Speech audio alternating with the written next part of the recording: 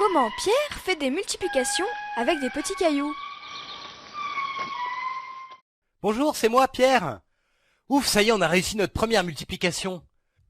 Vous vous souvenez, le sorcier avait dit que les dieux voulaient qu'on leur donne 3 fois plus de bananes qu'au chef. Alors tout le monde attendait avec anxiété ce que le chef allait décider de garder pour lui-même. Et quand il a demandé un gros, 2 mains et 3 bananes, ça a fait un petit peu de remue-ménage dans l'assemblée parce que certains disaient que c'était beaucoup trop et que c'était pas juste. Mais le chef a pris son air sévère et il a dit que ce serait comme ça et pas autrement.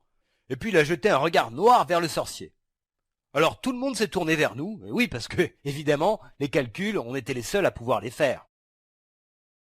Nous on a dit qu'on ne pouvait pas travailler avec eux à côté de nous parce qu'ils allaient nous transmettre toutes leurs tensions, toutes leurs peurs, et que du coup on allait dans la forêt au calme. De toute façon, il n'y a plus un seul animal, alors on risque vraiment rien.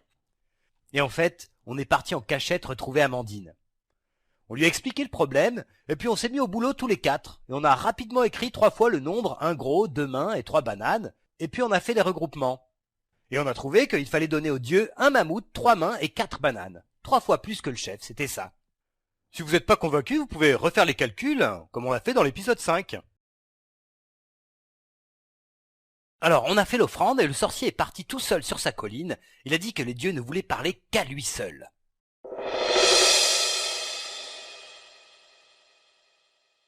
Et il est revenu un petit peu plus tard en disant que les dieux avaient accepté l'offrande, mais qu'ils nous attendaient au tournant pour la prochaine offrande de 6 fois ce que prendrait le chef, et en disant 6, il s'est touché le nez comme les Amandins, et à ce moment-là, il y a des bananes qui sont tombées de sa peau de bête. Un peu louche ça quand même. Bon, pour cette fois-ci, on s'en était tiré, mais le clan nous est tout de suite tombé dessus en disant qu'on n'avait pas intérêt à se reposer, qu'il fallait qu'on soit prêt pour la prochaine offrande. Alors de notre côté, nous, on n'avait pas du tout envie de continuer à réécrire des nombres comme ça sans arrêt, alors on s'est dit qu'il fallait absolument qu'on trouve une technique efficace en lien avec notre écriture. Alors on a essayé pas mal de choses, mais sans rien trouver de bien intéressant. Et moi, à la longue, je finissais par penser à autre chose, et puis machinalement, comme ça, je me suis mis à tripoter un peu les petits cailloux des autres. Et puis j'ai réalisé une chose.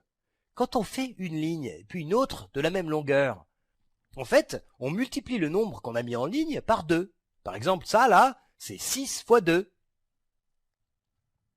Et quand on fait 3 lignes, on multiplie par 3. Par exemple, ça, c'est 6 multiplié par 3. Et ainsi de suite. Donc, pour trouver le résultat d'une multiplication, on peut utiliser les cailloux. Alors, j'ai trouvé ça assez intéressant pour en parler aux autres. Et Pierrot et moi, on était persuadés que c'était ça l'idée, qu'il fallait chercher du côté des formes des nombres. Mais Pierrette et Amandine, elles disaient que la solution viendrait de l'écriture qu'on avait inventée, pas des formes des nombres. Alors, on a décidé de faire 2 groupes de recherche, et puis de confronter nos résultats ensuite. Et elles sont parties toutes les 2 pour réfléchir de leur côté. Et là, on a travaillé pendant plusieurs jours, ça a été vraiment long avant qu'on trouve vraiment la technique qu'on cherchait. Et pendant ce temps-là, Pierrot et moi, on continuait à travailler avec les petits cailloux, et on a trouvé quand même pas mal de choses très intéressantes. Tiens, par exemple, un truc assez étrange. En fait, quand un nombre est rectangle, ça veut dire que on peut l'obtenir en faisant une multiplication. Bah oui, par exemple, regardez, 3 mains, c'est 3 lignes de 5, donc c'est le résultat de 5 multiplié par 3. Ça veut dire aussi que les nombres lignes comme 3, 5 ou 7, vous vous souvenez là, c'est ceux qu'on peut jamais mettre en rectangle. En fait, ça veut dire que on peut jamais les obtenir en faisant une multiplication, ces nombres-là, parce que sinon on pourrait les mettre en rectangle. Bon, évidemment, on n'a pas, ça nous avançait pas à grand chose tout ça, mais bon, c'était intéressant. Et puis on a remarqué aussi d'autres choses. Par exemple, quand on multiplie, en fait, on peut le faire dans n'importe quel ordre. Et oui, parce que pour multiplier 7 par 3, donc 7 fois 3, je fais 3 lignes de 7, comme ça. 1, 2, 3. Et puis si je veux multiplier 3 par 7, si je veux faire 3 fois 7, il faudrait que je fasse 7 lignes de 3. Mais en fait, c'est même pas la peine que je les fasse parce que regardez, suffit que je regarde ce rectangle-là d'un autre côté, vous voyez, regardez, ça fait exactement cette ligne de 3. Donc en fait, 7 fois 3, c'est exactement la même chose que 3 fois 7. Alors ça, par contre, on était content parce que d'une certaine manière, ça nous enlevait des tas de multiplications. Puisque effectivement, si on savait faire, par exemple, 8 fois 3, on savait faire aussi 3 fois 8. Bon, c'était pas mal tout ça, on avait l'impression que ça finirait bien par nous servir à quelque chose, mais bon, c'était quand même pas encore la technique qu'on cherchait, donc on a continué à réfléchir, et on a essayé de faire des multiplications par 6 pour se préparer à la prochaine offrande. Alors, on a pris un nombre au hasard, par exemple une main et 3 bananes, et on l'a dessiné en faisant une ligne de cailloux, voilà. Ça, c'est une ligne de une main et 3 bananes. Ensuite, on a répété 6 fois cette ligne. Là, on l'a une fois, 2 fois, 3 fois, 4 fois, 5 fois, 6 fois. Et puis, on a obtenu un rectangle, comme ça. Et donc là, le nombre de cailloux, c'est exactement le résultat de une main et 3 bananes multipliées par 6. Alors évidemment, là, on peut très bien compter le nombre de cailloux pour trouver le résultat de la multiplication, mais si on doit faire ça avec des très grands nombres, ça sera un peu compliqué, donc c'est pas génial comme technique. En fait, nous, ce qu'on voulait, c'est trouver un lien avec notre écriture. Alors, on a bien observé les cailloux, et puis on l'a vu ce lien, un petit peu en tout cas. Parce que, en fait, quand on multiplie par 6, on peut commencer par écrire une fois le nombre, puis l'ajouter une main 2 fois. En fait, c'est ça, parce que ce rectangle-là, on peut le diviser en deux parties. Regardez, là, il y a déjà une première ligne de une main et 3 bananes. Donc c'est une main et 3 bananes multipliées par 1. Voilà. Et puis là, ici, il y a 5 lignes de une main et 3 bananes. Donc cette partie-là, c'est le résultat de une main et 3 bananes multipliées par une main.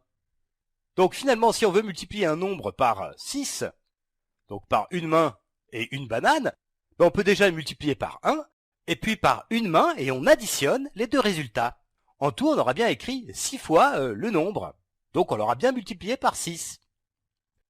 Et si on doit multiplier un nombre par 7, par exemple, ou par un autre nombre, ça marche exactement de la même manière. Regardez.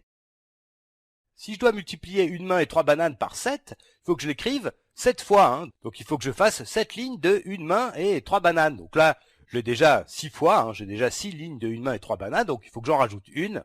Voilà. Et là, donc, si je dois multiplier par 7, donc par une main et 2 bananes, en fait, c'est exactement la même chose que tout à l'heure. Je peux décomposer le rectangle en deux parties. Là, il y a déjà 2 lignes de une main et 3 bananes. Donc là, j'ai multiplié une main et 3 bananes par 2. Voilà. Et puis ici, là, j'ai 5 lignes de une main et 3 bananes. Donc la multiplication de une main et 3 bananes par une main. Donc là aussi, si je veux faire une main et 3 bananes multipliées par 7, je peux d'abord faire une main et 3 bananes multipliées par 2, et puis une main et 3 bananes multipliées par une main, et puis ensuite, j'additionne les deux résultats. Alors ça, c'était quand même pas mal, parce que, en fait, ça voulait dire qu'on n'avait pas besoin de savoir multiplier par 6 ou par 7, puisqu'il suffisait de savoir le faire par les traits, donc par 1 ou par 2 ou par 3, puis par un carré, par une main. Et puis ensuite, simplement, il fallait additionner les résultats. Alors là, on était vraiment tout excités, et puis assez fiers, je dois dire. Quand même, on avait énormément réduit la quantité de multiplication qu'on devait arriver à faire avec tout ça. Là-dessus, Pierrette et Amandine sont revenues, et puis quand elles ont vu nos cailloux par terre, elles se sont mises à rigoler en disant que si on devait faire des multiplications avec des grands nombres, il nous faudrait pas mal d'espace pour pouvoir mettre tous les petits cailloux. En plus, elles ont ajouté qu'elles avaient tout compris, et qu'elles savaient faire des multiplications très bien, mais que là, elles étaient trop fatiguées pour nous expliquer qu'il fallait qu'elles se reposent. Alors Pierrot et moi, on n'est pas très contents, ça nous énerve un petit peu de penser qu'elles ont réussi comme ça de leur côté, sans nous. Mais bon, on a quand même bien envie de savoir, alors on est pressé d'être demain. Allez, à bientôt.